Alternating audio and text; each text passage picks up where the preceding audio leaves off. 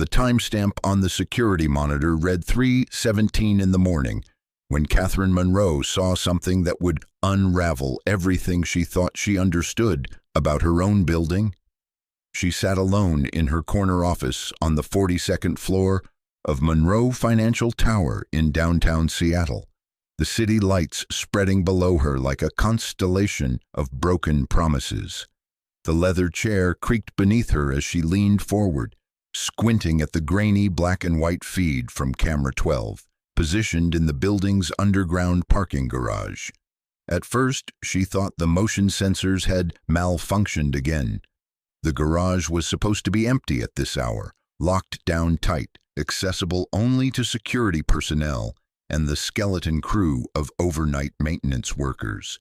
But there he was, the night janitor whose name she had never bothered to learn, pushing his cart toward the far corner of level B3, the abandoned section where broken office furniture went to die. Catherine almost switched to a different camera. She had been reviewing security footage for 3 hours, searching for evidence of the data breach that had cost her company $17 million and nearly destroyed a partnership she had spent 2 years building. The IT department suspected an inside job, someone with after-hours access, someone invisible enough that nobody would question their presence in restricted areas. The janitor fit that profile perfectly, but something about his movements made her pause. He was not hurrying, not looking over his shoulder with the furtive anxiety of someone doing something wrong. He moved with purpose, yes, but also with a strange gentleness, as though he were approaching something fragile. Catherine clicked to enhance the image, leaning so close to the screen that her breath fogged the glass. The janitor stopped his cart beside what looked like a makeshift shelter constructed from cardboard boxes and old cubicle dividers. Catherine's pulse quickened. Someone was living in her parking garage. Someone had been sleeping in her building, and she had not known. The security protocols she had paid a fortune to implement had failed completely. She reached for her phone to call building security, her finger hovering over the speed dial, when the janitor knelt down beside the shelter. His movements were slow, deliberate, careful not to startle. And then a small figure emerged from the cardboard structure, a child. Catherine froze, her hand still holding the phone. The child could not have been more than 6 or 7 years old, tiny and thin in clothes that looked 3 sizes too large. The janitor opened his arms and the child walked into them without hesitation, burying a small face against the man's chest. They stayed like that for a long moment, the janitor's hand moving in slow circles across the child's back. Then the janitor reached into his cart, not for cleaning supplies, but for a brown paper bag. He pulled out a sandwich, carefully wrapped, and handed it to the child. Then another, then a thermos, then a small blanket that looked freshly washed. Catherine watched as the janitor helped the child eat, patient and attentive, making sure every bite went down before offering the next one. He poured something warm from the thermos into the cap and held it steady while small hands wrapped around it.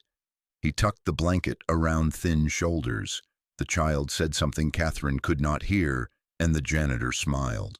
It was a real smile, the kind that transformed his entire face, reaching his eyes and softening the lines of exhaustion that marked someone who worked too many hours for too little pay. He pulled a book from his cart, a children's book with a bright cover that looked worn from repeated reading. He opened it, and the child settled against his side, and together they sat in the cold parking garage at 3 in the morning, reading by the dim light of the overhead fluorescents.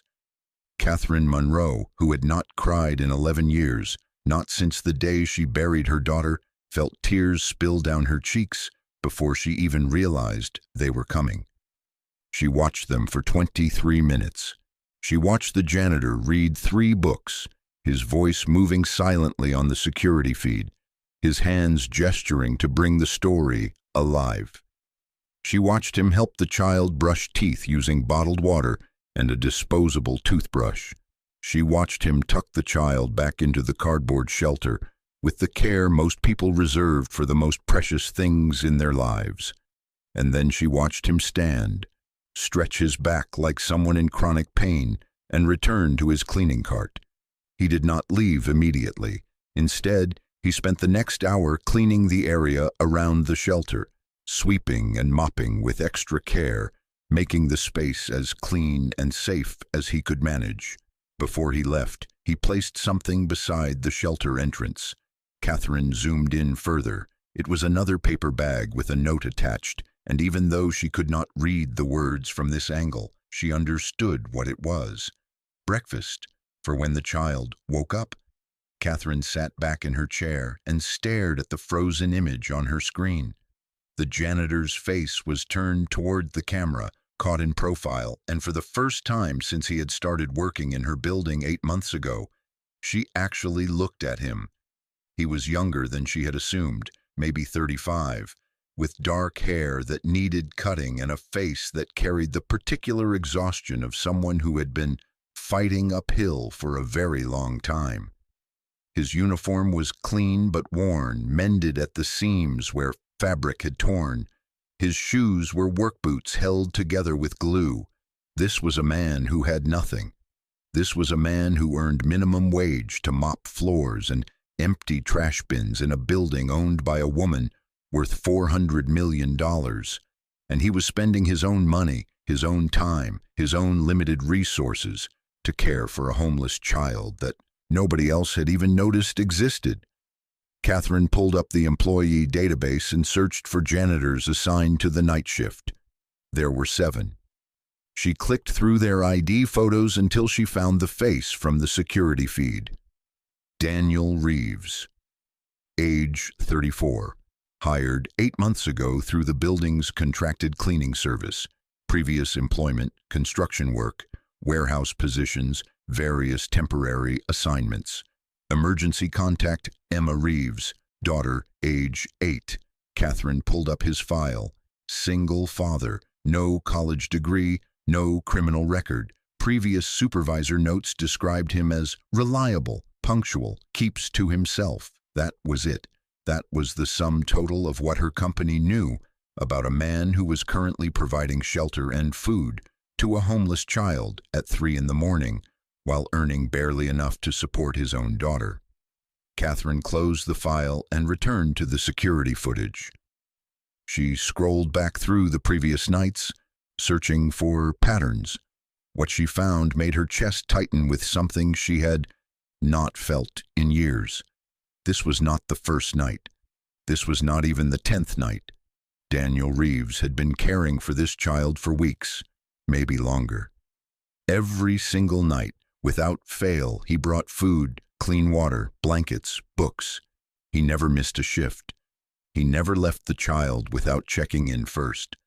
Catherine found footage from 3 weeks ago, showing Daniel arriving at the shelter to find the child feverish and shaking.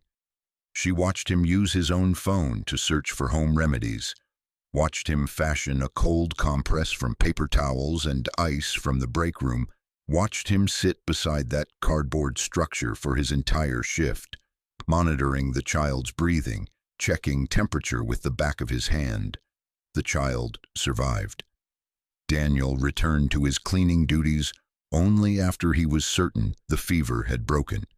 Catherine found footage from a week ago showing Daniel teaching the child to read, sounding out words with infinite patience, celebrating every small success like it was a miracle.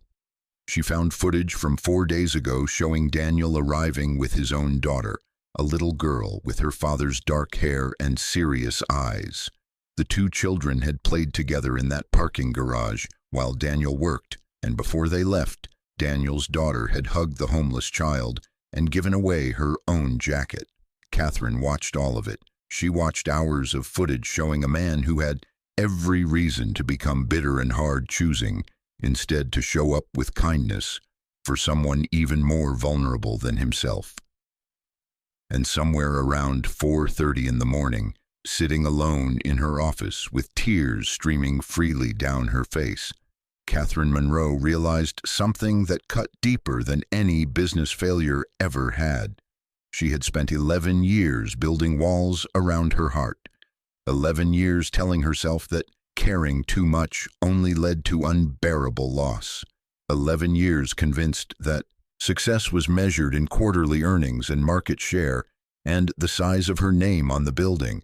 But this janitor, this man she had never bothered to see, was showing her what true wealth actually looked like. If you are enjoying this story so far, do not forget to hit the like button and subscribe. Drop a comment telling me where in the world you are watching from. I love hearing from you. The sun was beginning to rise over the Seattle skyline when Catherine finally closed her laptop. Her eyes burned from lack of sleep. Her throat felt tight with emotions she had spent more than a decade suppressing, and her mind was spinning with questions that had no easy answers. Who was this child? Where had they come from? Why were they living in a parking garage instead of a shelter or foster care? And more importantly, why had nobody in her building noticed except for a janitor who earned poverty wages? Catherine knew she should call Child Protective Services. That was the logical response, the responsible action, the thing any reasonable person would do when they discovered a homeless child living in unsafe conditions.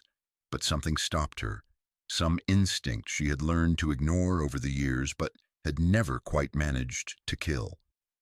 She thought about her daughter Sophie, dead at 7 years old from leukemia that had eaten through their lives like acid. She thought about the final months in the hospital, the way Sophie had clung to Catherine's hand, the way her voice had gotten smaller and smaller until it was barely a whisper. She thought about the promise she had made in those final days, sitting beside Sophie's hospital bed at 2 in the morning while machines beeped their steady rhythm. Sophie had looked up at her with eyes too wise for such a young face and said, "Mama, when I am gone, promise me you will help other kids who are scared. Promise me you will not let them be alone." Catherine had promised. Of course she had promised. What else could a mother do? But then Sophie died, and the grief had swallowed Catherine so completely that she could barely breathe, let alone help anyone else. She threw herself into work because work was the only thing that did not remind her of empty bedrooms and unfinished fairy tales. She built her company into an empire because empires did not have space for memories that could destroy you. She forgot her promise, or more accurately, she chose to forget it because remembering hurt too much. Now, watching security footage of a child sleeping in a cardboard shelter while a janitor who had nothing gave everything he could, Catherine felt that promise come roaring back. She grabbed her coat and headed for the elevator. The parking garage at 5 in the morning was cold and dim, lit only by flickering fluorescent lights that needed replacing. Catherine's heels clicked against concrete as she made her way to level B3, following the same path she had watched Daniel take hours earlier. The shelter was still there, tucked into the corner where camera angles created a blind spot that anyone paying closer attention would have noticed months ago. Catherine approached slowly, her heart pounding, uncertain what she would find or what she would say. The child was asleep inside, curled under the blanket Daniel had left, the empty thermos and paper bag carefully set aside. Even in sleep, the child's face showed signs of stress, small features pinched with worry, small hands clenched into fists. Catherine knelt beside the entrance to the shelter, careful not to wake anyone, and just looked, really looked, something she had stopped doing 11 years ago when looking at children became too painful. This child was someone's Sophie. This child had a story, a history, a life that had gone wrong in ways that left them sleeping in parking garages. This child deserved better than what the world had given them. Catherine stood and pulled out her phone, but instead of calling Child Protective Services, she called her assistant. Jennifer answered on the third ring, her voice thick with sleep and confusion. "Ms. Monroe, it is 5 in the morning. Is everything okay?" "I need you to do something for me," Catherine said, her voice steady despite the tears still drying on her cheeks.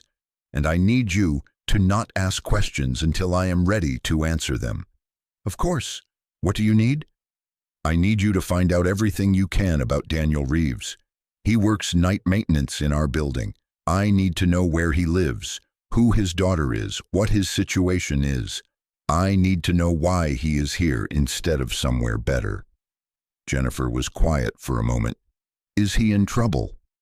Catherine looked back at the cardboard shelter, at the evidence of kindness that nobody had asked for and nobody would ever reward. "No," she said softly. "He is the opposite of trouble. Just find out what you can. And Jennifer, this stays between us for now." "Understood." Catherine ended the call and stood in the parking garage for another long moment. She should leave. She should go home, shower, change, prepare for the 9 o'clock meeting with the board where they would dissect the data breach and demand accountability. Instead, she went back upstairs to her office and pulled up the security feeds again. She scrolled forward to 6:30, when Daniel's shift would end, and watched him return to the shelter one final time before leaving. He checked on the child, adjusted the blanket, left a note that Catherine still could not read, and then walked away. His shoulders were slumped with exhaustion, his gait stiff with the pain of someone who spent 8 hours on their feet every night. Catherine watched him leave the building through the employee exit, watched him walk 3 blocks to a bus stop, watched him wait in the pre-dawn darkness for transportation that would take him to whatever apartment he could afford on minimum wage. Then she made a decision that would change everything. She picked up her phone and called the head of building security directly. "Marcus, it is Catherine Monroe. I need you to come to my office immediately and bring the footage from parking garage camera 12 for the past 2 months. All of it." "Ms. Monroe, is this about the data breach investigation?" "No," Catherine said. "This is about something more important." The morning light was fully established when Marcus arrived, a thick man in his 50s who had worked security for Monroe Financial for 15 years. He set down a thumb drive and looked at Catherine with concern. "You look like you have not slept." "I have not," Catherine admitted. "Sit down. I need to show you something, and then I need to know why our security protocols failed so completely that a child has been living in our parking garage for weeks without anyone noticing." She played the footage for Marcus. All of it. The meals, the books, the care, the dedication of a janitor who was doing more to protect a vulnerable person than an entire security department had managed.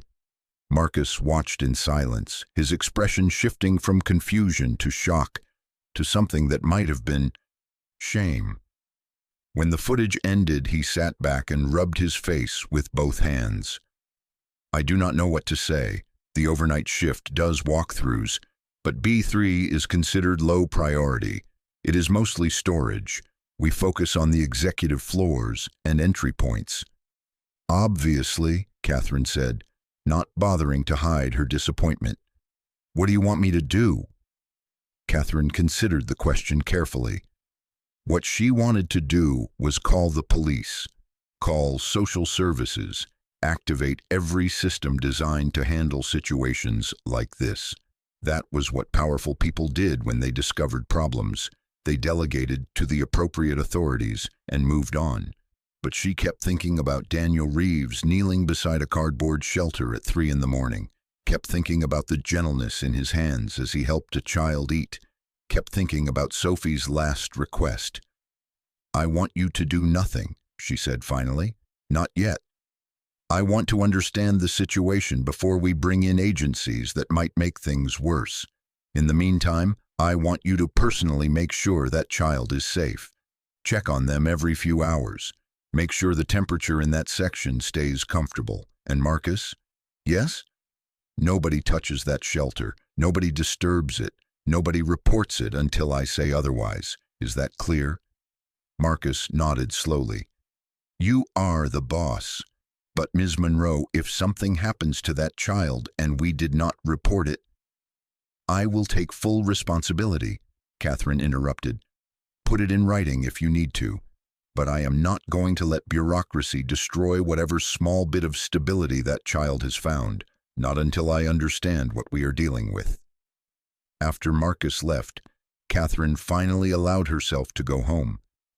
She lived in a penthouse apartment in downtown Seattle, all glass and steel and expensive furniture that she barely noticed anymore. She showered, changed into fresh clothes, and stared at herself in the mirror. She looked exactly like what she had become: successful, controlled, untouchable. A woman who had learned to move through the world without letting it move her. But her eyes told a different story. They were red-rimmed from crying, hollow from lack of sleep, haunted by images of a child sleeping in a parking garage and a janitor who refused to look away. Catherine thought about calling her therapist, the woman she paid $200 an hour to help her maintain emotional equilibrium. But what would she even say? That she had spent the night watching security footage and crying over a janitor she had never met? That she was suddenly questioning every choice she had made since Sophie died? Instead, she made coffee and sat on her balcony overlooking the city. Somewhere out there, Daniel Reeves was probably sleeping before his daughter woke up for school. Somewhere out there, a homeless child was waking up in a parking garage, finding the breakfast Daniel had left, reading the note he had written. And somewhere in Catherine's chest, something that had been frozen for 11 years was beginning to thaw. She had no idea what she was going to do next. She only knew that doing nothing was no longer an option. By the time Catherine returned to her office that afternoon, Jennifer had compiled a comprehensive file on Daniel Reeves. Catherine read through it slowly, each detail adding depth to the man she had watched on grainy security footage. Daniel had been a licensed electrician before his wife died in a car accident 5 years ago. He had owned a small but successful business, had been building toward a comfortable future. Then Emma was born, and 6 months later, his wife was gone, and Daniel's world collapsed. The medical bills from trying to save her had destroyed his savings. The business folded because he could not work the hours required while caring for an infant alone. He moved from skilled trades to whatever work he could find that offered flexible hours, eventually landing in the lowest-paying position that still allowed him to be present for his daughter's mornings and evenings. He lived in a 2-bedroom apartment in Beacon Hill, one of the few neighborhoods in Seattle where rent had not yet become completely unaffordable for working-class families. Emma attended public school. Daniel worked 5 nights a week, sometimes 6 when he needed extra money. They had no family support, no safety net, nothing but each other. And yet Daniel still found time to care for a stranger's child, still found resources to share when he had almost nothing to share, still showed up every night with kindness that nobody had asked for and nobody would ever reward. Catherine closed the file and stared out her window at the city below. She thought about the millions she had accumulated, the investments and accounts and holdings that she barely paid attention to anymore because money had stopped meaning anything after Sophie died. She thought about the promise she made and broke, about the years she spent building walls instead of bridges, about the daughter who had believed her mother would help other scared children and the mother who had forgotten how. And she thought about Daniel Reeves, who had every excuse to become bitter and give up, but chose every single night to be better than his circumstances. Catherine picked up her phone and made a call that would begin to answer all her questions and create entirely new ones. Jennifer, I need you to arrange something for me. Tonight, around 2 in the morning, I am going to be in the parking garage on level B3, and I need Daniel Reeves to find me there. Catherine Monroe had not felt nervous in years. Nervousness was a luxury reserved for people who still cared what others thought of them, and she had stopped caring somewhere around year 3 of building her company, when she realized that power meant never having to apologize for taking up space. But standing in the parking garage at 1:58 in the morning, wearing jeans and a simple sweater instead of her usual armor of designer suits, she felt her hands trembling. She had positioned herself near the shelter, but not too close, pretending to examine a stack of old filing cabinets that maintenance had left near the service elevator. Her Mercedes was parked in its usual executive spot 3 levels up. She had taken the stairs down, her heart pounding with each step, feeling ridiculous and determined in equal measure. At exactly 2:03, she heard the familiar sound of wheels against concrete. Daniel Reeves rounded the corner with his cleaning cart, moving with the efficient rhythm of someone who had walked this route hundreds of times. He stopped when he saw her. For a long moment, neither of them moved. Catherine watched surprise flicker across his face, followed quickly by concern and confusion. He glanced at the shelter, then back at her, his body language shifting into something protective. "Ms. Monroe." His voice was quiet, respectful, but there was steel underneath. "Is everything all right? The executive floors are 40 stories up." Catherine had rehearsed this conversation a dozen times in her head. She had prepared several different approaches, each one carefully calculated to maintain control of the situation while gathering the information she needed. Instead, what came out was the truth. "I saw you," she said simply. "On the security footage. I saw what you have been doing." Daniel's face went very still. He did not try to deny it or make excuses. He simply stood there, his hands resting on the cart handle, waiting for whatever came next. "I am not here to get you in trouble," Catherine continued quickly. "I am here because I need to understand. Who is this child? Why are they here? And why are you the only person who seems to care?" Daniel studied her for a long moment, his dark eyes searching her face for something Catherine could not name. Whatever he found there must have satisfied him because his shoulders relaxed slightly. "Her name is Riley," he said quietly. "She is 7. I found her here about 2 months ago, hiding behind the dumpsters on level B2. She was scared and hungry and alone." "Where did she come from?" "I do not know the whole story. She does not talk much. But from what I have been able to piece together, she ran away from a foster home. Bad situation. She has been on the streets for a while before she found her way here." Catherine felt something twist in her chest. "Why did you not call someone? Child services, the police?" Daniel's jaw tightened. "I thought about it. Every single night I thought about it, but Riley is terrified of authorities. The one time I mentioned getting help, she disappeared for 3 days. When she came back, she had bruises she did not have before." He paused, his voice dropping even lower. "I know I am probably breaking laws. I know this is not the right way to handle things, but I could not just walk away and let her disappear into a system that has already failed her." The words hit Catherine harder than she expected. She thought about Sophie, about the hospital stays and the doctors who did everything they could but could not save her. She thought about how much worse it would have been if those doctors had not cared, if the system had failed them when they needed it most. "So you have been taking care of her yourself," Catherine said. It was not a question. "I do what I can. It is not much.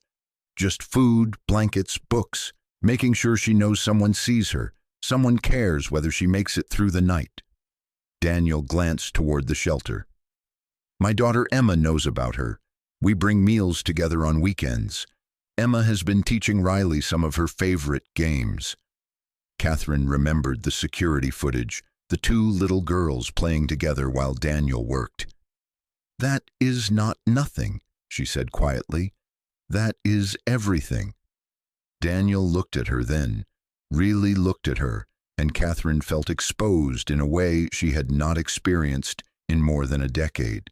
It was as though he could see past the wealth and the power and the carefully maintained facade, straight through to the mother who had made a promise and broken it, the woman who had spent 11 years running from her own grief. "Why are you really here, Ms. Monroe?" he asked gently. Catherine opened her mouth to give him a polished answer, something professional and distant that would maintain the appropriate boundaries between CEO and janitor.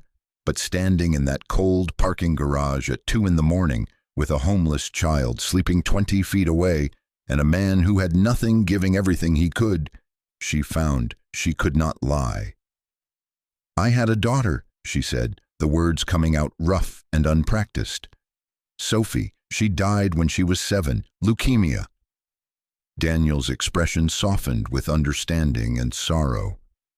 "I am sorry. Before she died, she made me promise to help other kids who were scared, to make sure they were not alone." Catherine's voice cracked despite her efforts to control it. "I broke that promise. I spent 11 years building walls and telling myself that caring too much was dangerous. And then I saw you on the security footage, and I realized I have been living like I died too." The silence that followed was not uncomfortable. It was the kind of silence that held space for truth, for vulnerability, for the messy reality of being human. "My wife died 5 years ago," Daniel said finally. "Car accident. I was angry for a long time, angry at the world, at fate, at the unfairness of it all. I could have let that anger turn me into someone bitter and hard. But I have a daughter who is watching me, learning from me how to respond when life breaks your heart." He gestured toward the shelter. "And then I found Riley, and I realized that grief could either close you down or break you open. I decided I wanted to be broken open." Catherine felt tears burning in her eyes again. "I do not know how to do that. I do not know how to let myself care without it destroying me." "You start small," Daniel said simply. "You show up. You do what you can with what you have. You let yourself be human instead of perfect." From the shelter came a small sound, a rustling of cardboard and fabric. Both Catherine and Daniel turned to see Riley emerging, rubbing sleep from her eyes. She looked between them with the wariness of someone who had learned young that adults could not always be trusted. "It is okay," Daniel said softly, kneeling down to her level. "This is Ms. Monroe. She is a friend." Riley studied Catherine with serious brown eyes that held far too much knowledge for someone so young. "Are you going to make me leave?" The question pierced Catherine's heart. This child, who had already been abandoned and failed by every system meant to protect her, was asking if she was about to be discarded again. Catherine knelt down as well, ignoring the concrete digging into her knees. "No," she said firmly, "I am not going to make you leave, but I am going to help Daniel make sure you have what you need. Is that okay?" Riley looked at Daniel, seeking confirmation. He nodded encouragingly. After a long moment, Riley nodded too. "I am hungry," she said in a small voice. "I brought your breakfast," Daniel said, reaching into his cart for the paper bag he had prepared. "And I think Ms. Monroe and I need to talk about how we can make things better for you. Would that be all right?" Riley took the bag and nodded again, then retreated back to her shelter. Daniel and Catherine stood, moving a little farther away to give Riley privacy while she ate. Catherine pulled out her phone and opened her notes. "I have been thinking about this all day," she said. "We cannot leave her here, but we also cannot throw her into a system that has already traumatized her. So here is what I propose." She outlined a plan that had formed gradually through hours of research and phone calls.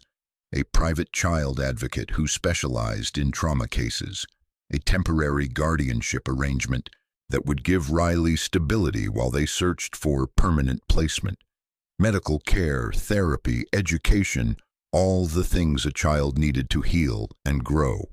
And through it all, Daniel's continued presence, because Riley trusted him in ways she did not trust anyone else. Daniel listened without interrupting. When Catherine finished, he shook his head slowly. "Ms. Monroe, I appreciate what you are trying to do, but Riley does not need money thrown at her problems. She needs people who will show up consistently, who will not disappear when things get difficult. She needs to know she matters to someone." "I know that," Catherine said. "That is why I am not just offering money.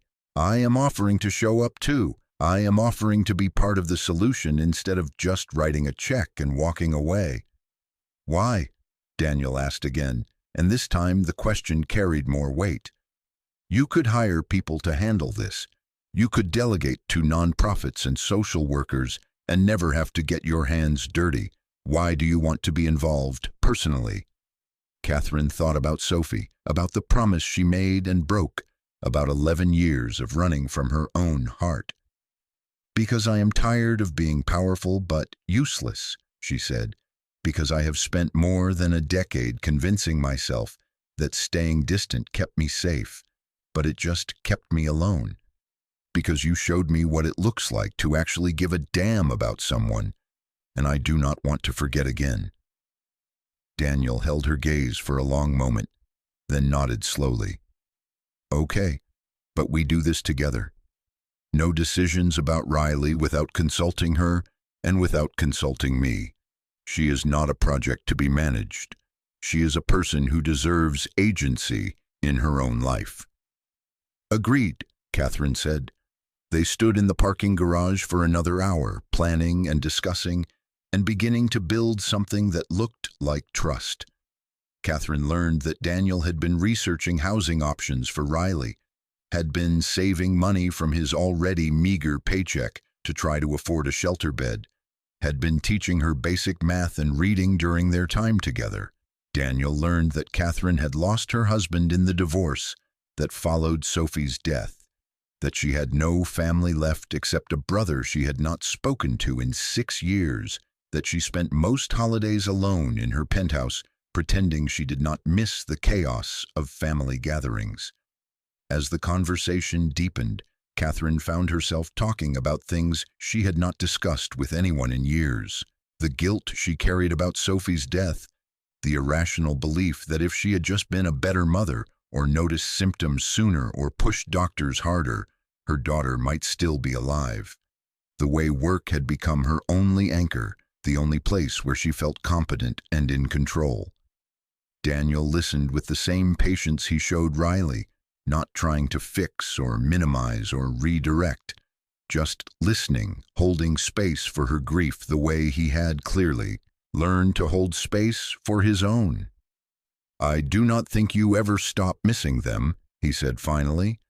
"My wife Sarah, she has been gone 5 years, and I still reach for her in the morning sometimes. Still turn to tell her something funny," Emma said, "before I remember she is not there. But I have learned that missing her does not mean I have to stop living." "How?" Catherine asked. "How did you learn that?" Daniel smiled, a real smile that reached his eyes.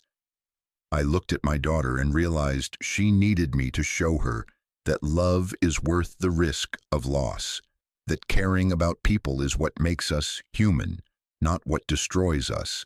So I kept showing up, I kept choosing to be present, and eventually it started to feel less like drowning and more like swimming." If you are hooked on this story, make sure to subscribe and turn on notifications so you never miss an upload.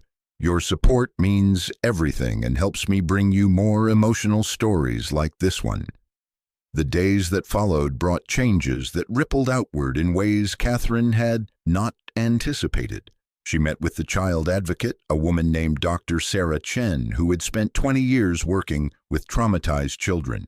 Dr. Chen agreed to take Riley's case pro bono after Catherine explained the situation, moved by the story of a janitor who had been providing care that entire systems had failed to offer.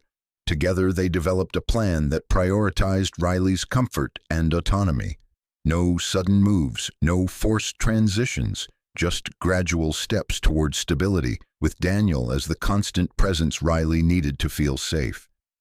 Catherine began visiting the parking garage every night around 2 in the morning. At first, Riley watched her with suspicion, keeping her distance, accepting the food and supplies Catherine brought, but offering little in return. Catherine did not push. She simply showed up, night after night, sitting quietly nearby while Daniel read to Riley or helped with basic lessons. Slowly, incrementally, Riley began to open up. One night, she showed Catherine a drawing she had made, a simple sketch of flowers that Riley said reminded her of a garden she had seen once, back when she still lived with her real mother before everything went wrong. Another night, she asked Catherine if she had any kids, and Catherine found herself talking about Sophie for the first time with someone other than her therapist. She told Riley about Sophie's love of stories, her collection of stuffed animals that still sat in boxes in Catherine's storage unit, her laugh that could light up an entire room. Riley listened with the solemn attention of someone who understood loss intimately. When Catherine finished, Riley reached out and took her hand. The gesture was brief, tentative, but it cracked something open in Catherine's chest that had been sealed shut for 11 years. "I bet she was really nice," Riley said quietly. "She was," Catherine agreed, her voice thick with tears. "She would have liked you." Emma started joining them on weekends, bringing board games and art supplies, treating Riley like the friend she clearly wanted her to be, rather than a charity case to be pitied. Catherine watched the two girls play together and saw glimpses of the childhood Riley should have had, the innocence and joy that circumstances had tried to steal. Daniel's presence became the center around which everything else orbited. He never missed a shift, never failed to bring food and books and gentle encouragement. He treated Riley with a dignity that acknowledged both her vulnerability and her strength, never talking down to her, always respecting her boundaries. Catherine found herself looking forward to those late-night hours in the parking garage in ways that surprised her. It was the only time she felt real, the only place where her wealth and status meant nothing and her humanity meant everything. One night, about 3 weeks into their new routine, Daniel arrived looking particularly exhausted. He had bruises under his eyes that spoke of too little sleep, and his movements were slower than usual, careful in a way that suggested pain he was trying to hide. "Are you okay?" Catherine asked as he knelt beside Riley with the evening meal. "Just a long week," Daniel said, but his voice lacked conviction. Later, after Riley had eaten and fallen asleep, with a book clutched to her chest, Catherine confronted him more directly. "What is really going on?" Daniel hesitated, then sighed. "Emma has been having nightmares again, about her mom. They come and go, but this week has been particularly rough. I have been staying up with her most nights, which means I am running on about 2 hours of sleep a day." He rubbed his face tiredly. "But it is nothing we have not handled before." Catherine thought about her own sleepless nights, the ones she spent working instead of confronting the grief that haunted her. At least her insomnia was a choice. Daniel did not have that luxury. "What if you had help?" she asked. "What do you mean?" "What if Emma could talk to someone, a child therapist who specializes in grief, someone who could help her process losing her mother in healthy ways?" Daniel's expression became guarded. "I appreciate the offer, but therapy is expensive. I have looked into it before. My insurance barely covers basic medical care, let alone mental health services." "What if cost was not an issue?" "Ms. Monroe—" "Catherine," she interrupted, "if we are going to do this, if we are going to be partners in helping Riley, you need to call me Catherine." Daniel studied her face, searching for something. "Catherine," he said slowly, testing the name. "I cannot accept charity. I have my pride, and Emma needs to see me standing on my own." "This is not charity," Catherine said firmly. "This is me recognizing that you cannot pour from an empty cup. You have been giving everything to Riley, to Emma, to your job. Who is taking care of you?" The question hung in the air between them. Daniel looked away, his jaw working as he struggled with emotions he clearly did not allow himself to show often. "Nobody," he said finally, "not for a long time." "Then let me start," Catherine said. "Not because I pity you, but because you showed me what it looks like to actually care about people. Let me learn by following your example." Daniel was quiet for a long moment. When he spoke again, his voice was rough. "Why does this matter so much to you? Riley, Emma, me, we are not your responsibility." Catherine thought about how to answer that. She could give him the polished response about corporate social responsibility or wanting to make a difference. But Daniel deserved better than polished responses.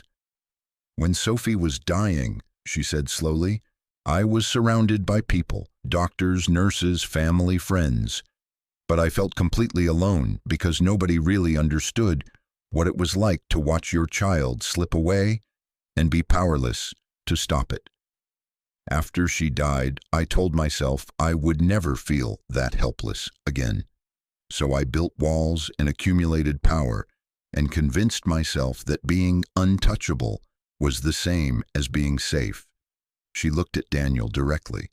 "But watching you with Riley, seeing the way you show up night after night, even though you are exhausted and broke and have every reason to give up, that showed me I had been confusing safety with isolation. You are not afraid to be vulnerable. You are not afraid to care even though caring hurts. And I want to remember how to do that." Daniel held her gaze, and something passed between them that felt like understanding, like recognition, like two people who had been walking parallel paths, finally discovering they were heading toward the same destination. "Okay," he said quietly. "Okay, Emma can see a therapist. But I pay back whatever I can, even if it takes years. Deal?" "Deal," Catherine agreed, knowing she would find ways to make sure he never actually had to pay, but respecting his need to maintain dignity. They sat in companionable silence after that, watching Riley sleep, each lost in their own thoughts. Catherine realized this was the most at peace she had felt in 11 years. Not happy, not healed, but present, engaged with life instead of just moving through it. "Tell me about Sarah," she said after a while. "Your wife. What was she like?" Daniel smiled, the kind of smile that held both joy and sorrow. "She was a teacher, elementary school, 3rd grade. She had this way of seeing the best in everyone, even when they could not see it themselves. She made me believe I could be better than I thought I was." "She sounds wonderful." She was. She would have loved what we are doing here, taking care of Riley. She always said the measure of a person was not what they did when it was convenient, but what they did when it cost them something. Daniel glanced at Catherine. "I think she would have liked you too." The compliment settled warm in Catherine's chest. "I wish I could have met her." "Me too," Daniel said softly. Catherine learned other things about Daniel in those late-night conversations. She learned he had been a star student in high school, had won a scholarship to study engineering, but turned it down when Sarah got pregnant with Emma because they needed income immediately. She learned he played guitar but had sold his instruments to pay for Sarah's funeral. She learned his favorite meal was still the spaghetti carbonara his mother used to make, and that he had not had a real vacation in 8 years. In return, Catherine found herself sharing pieces of her life she usually kept hidden. She told him about the brother she had lost touch with after Sophie died, about how grief had made her push away anyone who reminded her of family. She told him about the panic attacks she used to have in the first year after Sophie's death, how she would wake up gasping, convinced she heard her daughter calling for her. She told him about the guilt she carried for sometimes going entire days without thinking about Sophie, as though forgetting even for a moment meant she had not loved her daughter enough. Daniel listened to all of it without judgment, without trying to fix anything, And somehow, in the telling, Catherine felt lighter. One night, about a month after their first meeting, Riley did something unexpected. She emerged from her shelter holding a book Daniel had brought her, a collection of fairy tales with beautiful illustrations. But instead of asking Daniel to read, she walked over to Catherine and climbed into her lap. Catherine froze, her arms hovering uncertainly, unsure what to do. She had not held a child in 11 years, had not allowed herself to even imagine holding a child again, because the memory of Sophie was too painful. But Riley settled against her chest, small and warm and trusting, and opened the book to a story about a princess who saved herself instead of waiting for rescue. "Will you read this one?" Riley asked, looking up at Catherine with those serious brown eyes. Catherine's throat closed with emotion. She glanced at Daniel, who was watching with an expression of gentle encouragement. He nodded slightly, silently telling her it was okay, that she could do this. Catherine wrapped her arms around Riley and began to read. Her voice shook at first, rusty from disuse, but gradually steadied as the story unfolded. Riley listened intently, occasionally pointing to illustrations and asking questions, engaging with the tale in ways that reminded Catherine so much of Sophie it hurt. But it was a good hurt, the kind of hurt that meant she was feeling again, living again, opening herself to the possibility that love could exist without guaranteed loss. When the story ended, Riley looked up at her and smiled. "You are a good reader," she said simply. "Thank you," Catherine managed. "So are you." Riley stayed in her lap for another few minutes, content to be held, and Catherine marveled at the trust this small person was offering her, trust that had to be earned slowly, carefully, after being broken so many times before. When Riley finally retreated to her shelter to sleep, Catherine found tears streaming down her face again. But these were different from the tears she had cried watching security footage. These were tears of gratitude, of healing, of the slow, painful process of letting her heart thaw. Daniel handed her a tissue without comment. "Thank you," Catherine said, wiping her eyes, "for letting me be part of this, for not telling me I am doing everything wrong." "You are not doing anything wrong," Daniel said gently. "You are just learning how to be present again. That takes time." "How do you know what I need?" Catherine asked. "You barely know me." Daniel smiled. "I know grief. I know what it looks like when someone is trying to find their way back to themselves. And I know you are trying, which is more than most people do." They sat together until nearly 5 in the morning, talking about everything and nothing, building the kind of friendship that transcended their different worlds. When Catherine finally left to go home, she felt different. Not fixed, not healed, but definitely changed. She was learning that showing up was harder than she thought, and more important than she ever imagined. And for the first time in 11 years, she was beginning to believe that maybe, just maybe, she could keep the promise she made to Sophie after all. The crisis came on a Tuesday morning when Catherine least expected it, delivered through a phone call that shattered the fragile peace they had been building. "Ms. Monroe, this is Detective Sarah Palmer with Seattle PD. We need to speak with you about an unauthorized occupant in your building." Catherine's blood turned to ice. She was in her office reviewing quarterly projections and had just been thinking about the previous night when Riley had finally laughed at one of Daniel's terrible jokes. That laugh had been a breakthrough, a sign that healing was possible. Now someone knew, someone had reported them. "I am listening," Catherine said, keeping her voice carefully neutral. "We received an anonymous tip about a homeless child living in your parking garage. The caller claimed building management was aware and doing nothing about it. Ms. Monroe, if there is a child in unsafe conditions on your property, and you have failed to report it, that is a serious matter." Catherine's mind raced. Anonymous tip. That meant someone had been watching, someone who wanted to cause trouble, and they had gone straight to the police instead of coming to her first.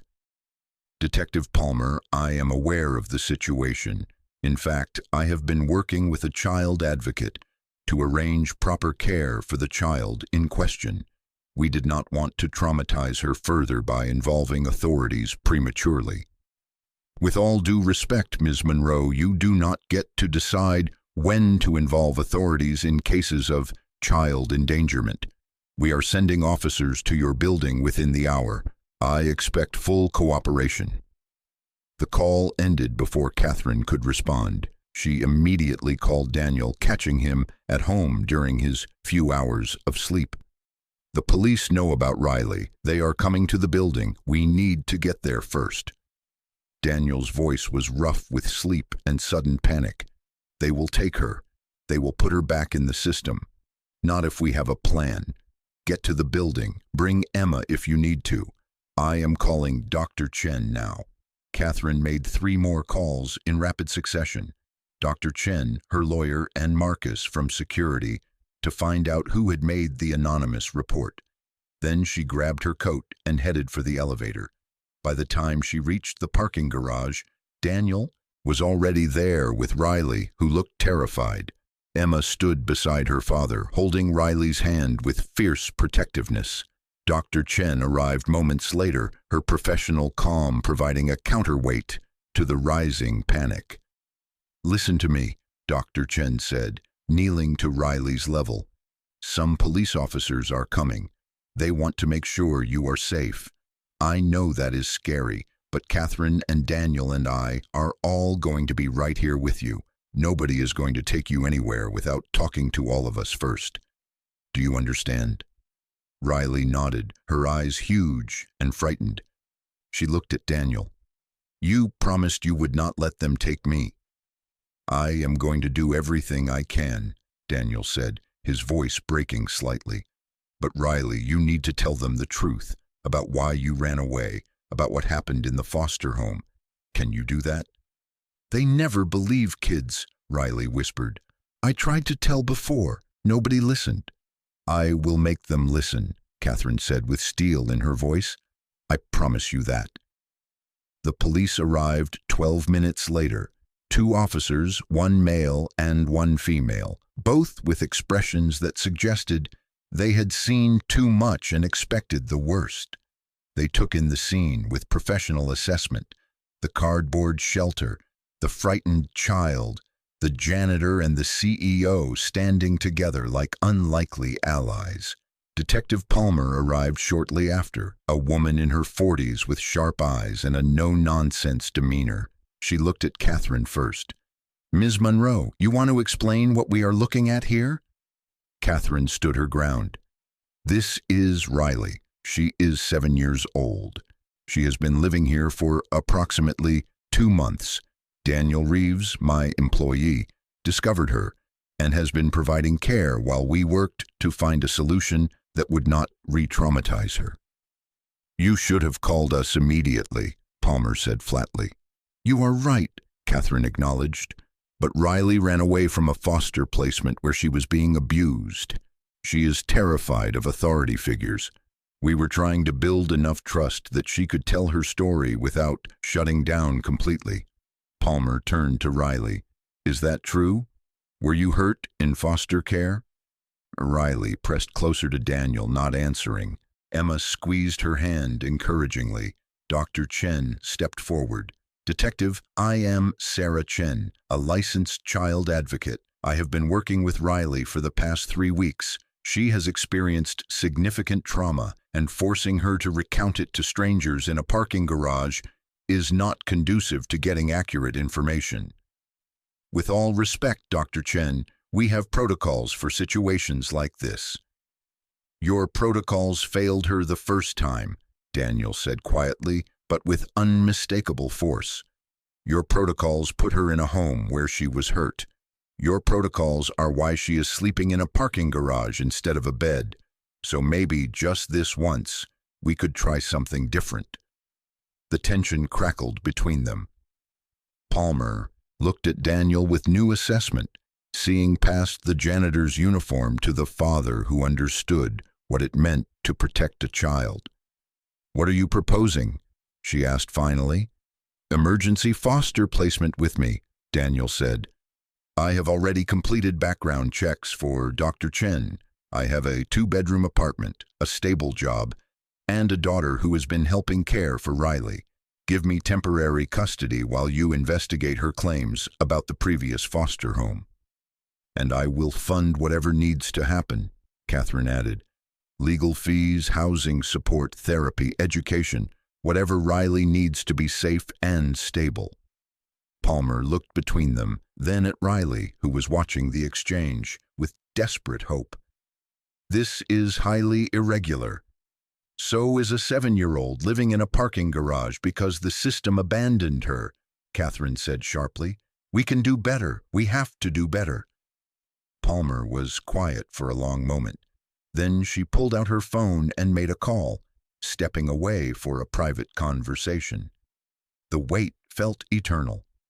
Riley's small hand found Catherine's and gripped it tightly. Catherine squeezed back, silently promising that she would not let go. When Palmer returned, her expression had softened slightly. "I spoke with my supervisor and with Child Protective Services. Given Dr. Chen's involvement and the allegations about the previous placement, they are willing to approve emergency temporary custody with Mr. Reeves, pending full investigation, but there will be regular check-ins, home visits, and comprehensive evaluations. If anything seems off, Riley goes into state custody immediately. Understood?" "Understood," Daniel said, relief evident in his voice. "And Ms. Monroe, you and I are going to have a long conversation about why you did not report this situation immediately." "I will clear my schedule whenever you need," Catherine said. After the police left, the 4 adults and 2 children stood in the parking garage, processing what had just happened. Riley had not let go of Catherine's hand, and Emma was still pressed against her father's side. "What happens now?" Riley asked in a small voice. "Now we go home," Daniel said gently. "To my apartment. You will have a real bed, a real bathroom, regular meals. Emma will show you around, and we will figure everything else out one step at a time." "Can Catherine come?" Riley asked, looking up with those serious brown eyes. Catherine's throat tightened. "I would love to, if that is okay with your dad." Daniel smiled, exhausted but genuine. "I think we are past formal boundaries at this point. Yes, please come." Daniel's apartment was exactly what Catherine expected. Small but meticulously clean, filled with evidence of a father doing his absolute best with limited resources. The furniture was second-hand but well cared for. Emma's drawings covered the refrigerator. Books were stacked on every available surface. It was nothing like Catherine's sterile penthouse, and it was everything she had not realized she missed. While Daniel showed Riley where everything was and helped her settle into Emma's room, which the 2 girls would now share, Catherine found herself in the small kitchen making coffee with supplies she had asked her assistant to deliver. She heard laughter from the bedroom, both girls giggling over something, and felt her chest tighten with emotion. Daniel emerged looking like he might collapse from exhaustion and relief. Catherine handed him a mug of coffee. "You saved her," he said quietly. "The police would not have listened to just me, but you made them see her as a person, not a problem." "You saved her first," Catherine corrected. "You were the one who showed up every single night. You were the one who gave her reason to trust again. I just followed your example." They stood in the small kitchen, sipping coffee, listening to the sounds of children playing in the next room. It felt impossibly domestic, impossibly right. "I never thanked you," Daniel said after a moment, "for seeing me, for seeing what I was trying to do instead of assuming the worst. You could have had me fired, had me arrested. Instead, you became part of this." "You reminded me why I am here," Catherine said. Why are any of us here? Not to accumulate money or power or security, just to show up for each other when it matters. Daniel set down his mug and looked at her directly. What you did today, standing up to the police, offering to support Riley, that took courage. Real courage. Not the kind that comes from boardrooms and business deals, but the kind that risks your own comfort to protect someone else. Catherine felt tears threatening again. She had cried more in the past 6 weeks than in the previous 11 years combined. I am just trying to keep a promise I made to my daughter. I am trying to be the person she believed I was. You are, Daniel said firmly. You absolutely are. Emma and Riley appeared in the doorway, both wearing matching pajamas that Emma had insisted on sharing. Riley looked different already, softer somehow, as though the weight of survival was beginning to lift from her small shoulders. Can we watch a movie? Emma asked. I want to show Riley my favorite one. Absolutely, Daniel said. Pick whatever you want. As the girls settled on the couch with blankets and pillows, Catherine found herself sitting beside them, with Daniel on her other side. It was cramped and chaotic and completely unlike anything she had experienced in more than a decade. It was perfect. The movie played, but Catherine barely watched it. She was too busy noticing the small moments. Riley reaching for Emma's hand during a scary part. Emma whispering explanations of plot points. Daniel's gentle hand on Catherine's shoulder when he reached past her for the remote. Somewhere in the middle of the film, Riley climbed into Catherine's lap again, settling there like it was the most natural thing in the world. Catherine wrapped her arms around her, breathing in the scent of cheap shampoo and childhood, and felt something in her chest unlock completely. This was not replacing Sophie. Nothing would ever replace Sophie, but this was honoring her memory by doing what Sophie had asked, helping other scared children, making sure they were not alone. The weeks that followed brought more changes, some expected and some surprising. Riley's case was investigated thoroughly.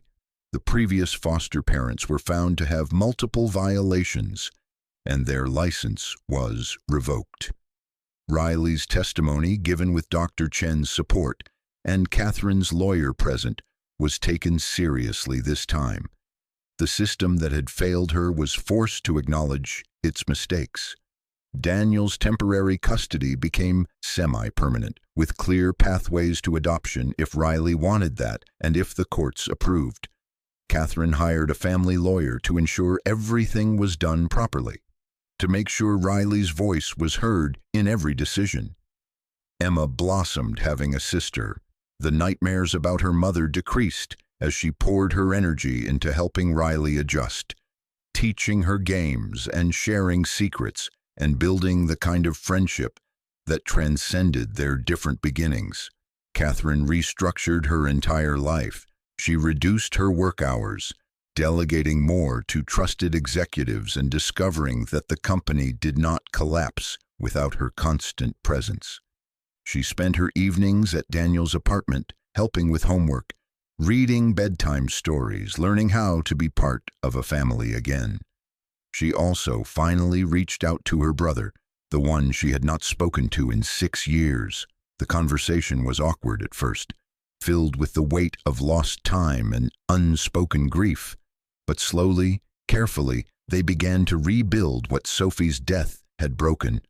Catherine arranged for a private memorial service for Sophie, something she had never done because facing her daughter's death publicly felt impossible. But now, with Daniel beside her and Riley and Emma holding her hands, she found the courage to say goodbye properly, to honor Sophie's memory while acknowledging that life continued. Daniel thrived with the support Catherine provided, though he insisted on maintaining his dignity through it all. He accepted help with Riley's expenses, but he continued working his janitorial job, refusing to become dependent. Catherine respected that, even as she looked for ways to offer opportunities that did not feel like charity. Eventually, she created a new position in her company, Director of Employee Wellness. It was Daniel's if he wanted it, using his natural empathy and understanding to help create programs that supported workers beyond just their productivity. The salary was substantial, the hours were flexible, and the work mattered. Daniel said yes. On a Saturday morning 3 months after Riley came to live with Daniel permanently, Catherine arrived at the apartment to find organized chaos. Emma and Riley were making breakfast, which involved far more flour on the floor than in the pancakes they were attempting. Daniel was laughing as he tried to supervise while also dealing with a smoke alarm that kept going off. Catherine stood in the doorway, watching this beautiful mess, and felt joy bubble up inside her. Pure, uncomplicated joy of the kind she thought she would never feel again. "Are you going to help, or just stand there?" Daniel called, grinning at her. Catherine rolled up her sleeves and joined the chaos.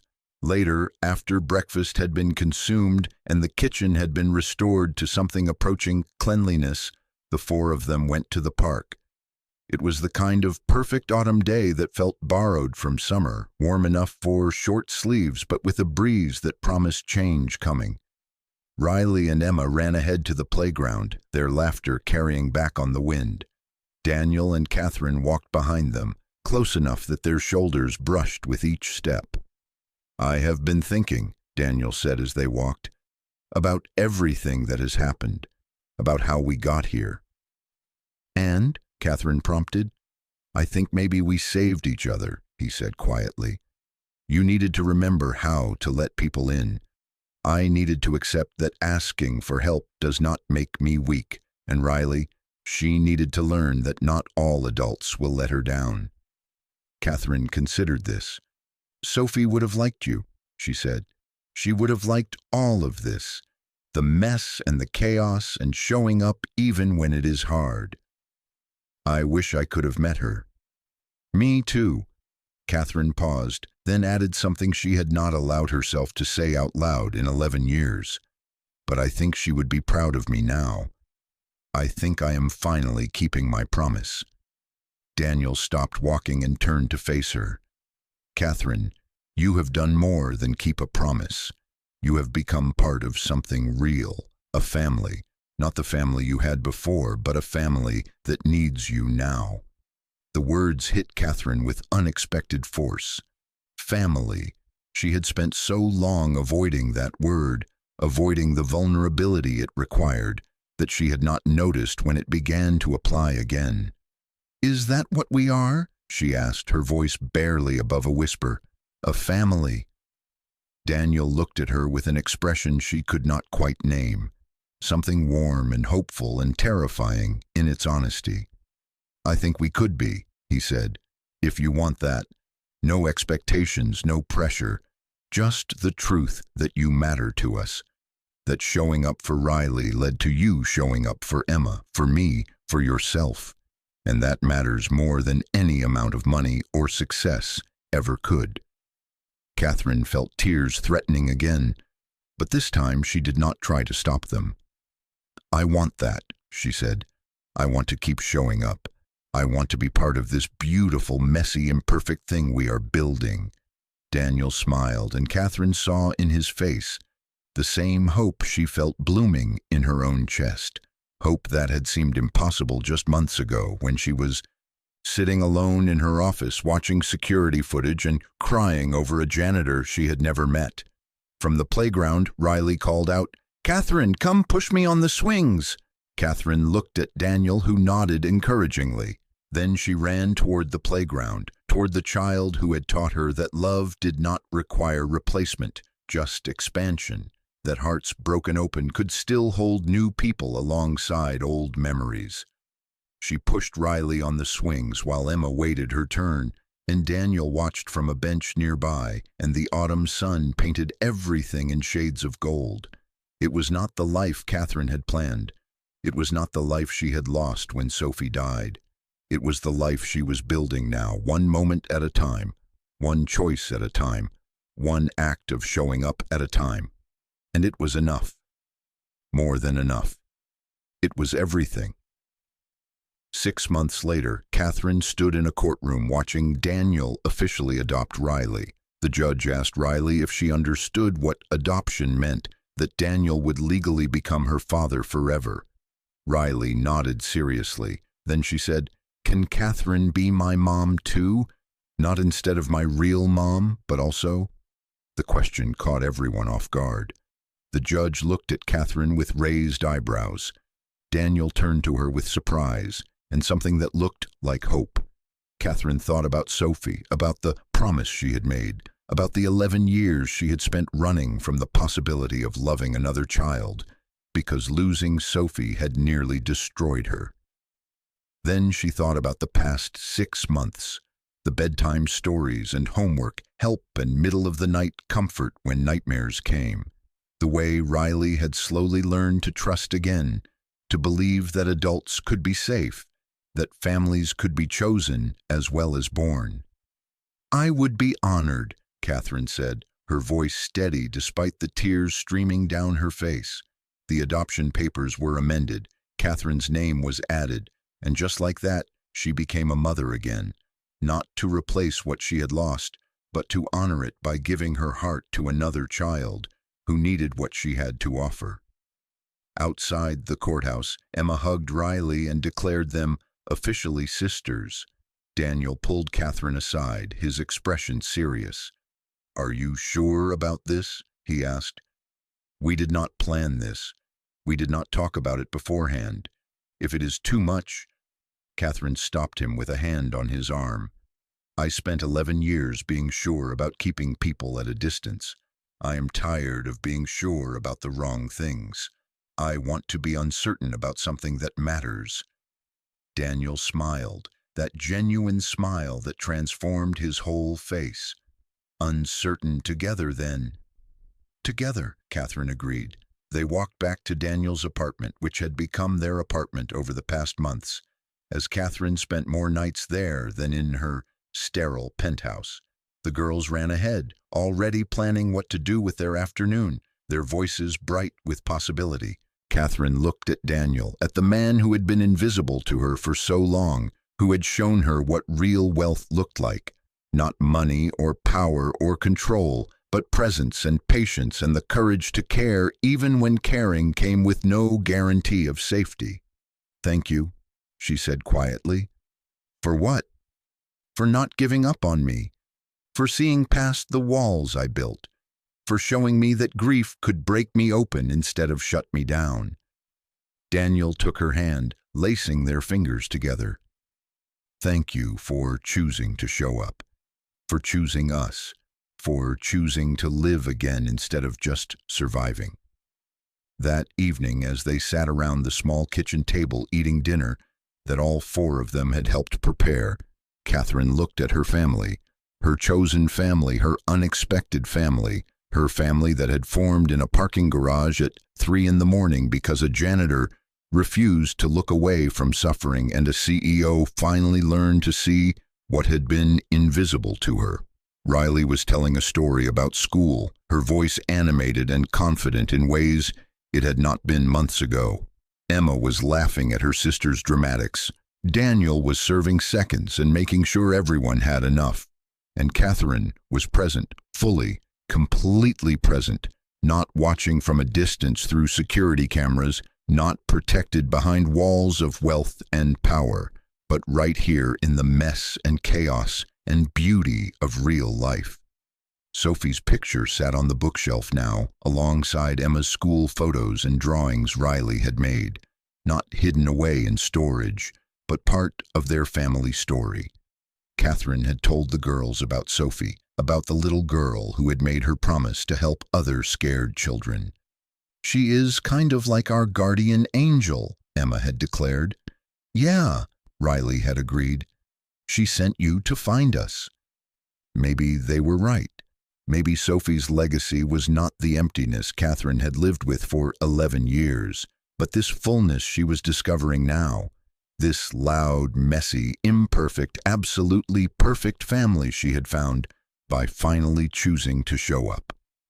As they finished dinner and moved to the living room for their evening ritual of reading together, Catherine pulled both girls close and felt Daniel's arm wrap around her shoulders.